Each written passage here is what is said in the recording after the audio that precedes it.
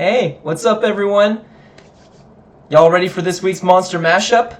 As usual, if you would like your idea thrown into the blender for creating a fun, fresh, new Monster Mash-Up, just write down a character or a concept or a creature or anything at all in the comments section. And it's okay if you've already been chosen, just do it every single week.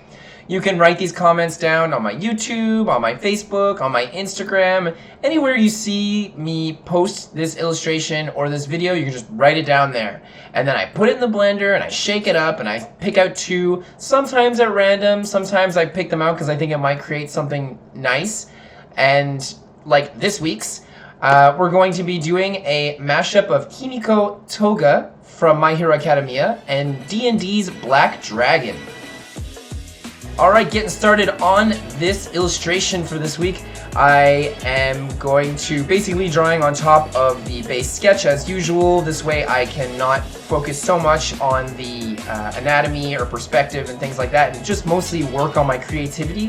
Whenever I create these creatures, I really go on the fly, just making things up. I don't sketch things out in a little book or anything like that. I do that when doing like more polished work, but these monster mashups for me are really just a good, I guess, like brain exercise for my creativity. And whenever I can choose a pose that's more dynamic or a little more difficult for me to do, I'll do that as well because it's just great practice.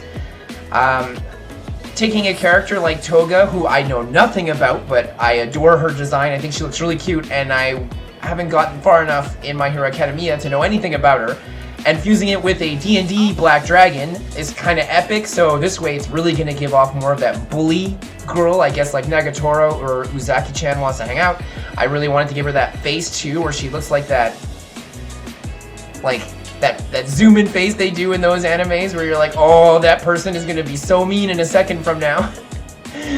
And so yeah, I gave her little hair buns, some nice big horns, her little short pleated skirt. It was tough thinking out clothing because I was gonna give her the hoodie and like all like the canisters in the back of her, but then, you know, like dragons don't have anything, but I wasn't gonna make her nude, so I had to like kind of find in-betweens, you know, like with her socks I gave her, which was like high up pulled up socks, no shoes, you know, I give her like these little arm things too that'll give off that sort of hoodie piece where it like covers off like a lot of the hand. That's cute.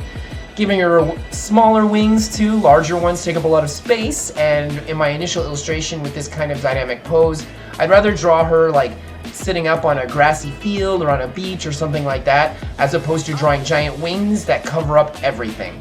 I've also given her a nice big worm-like kind of tail. I say worm because I like it's very malleable. The way I drew it, it looks very malleable too.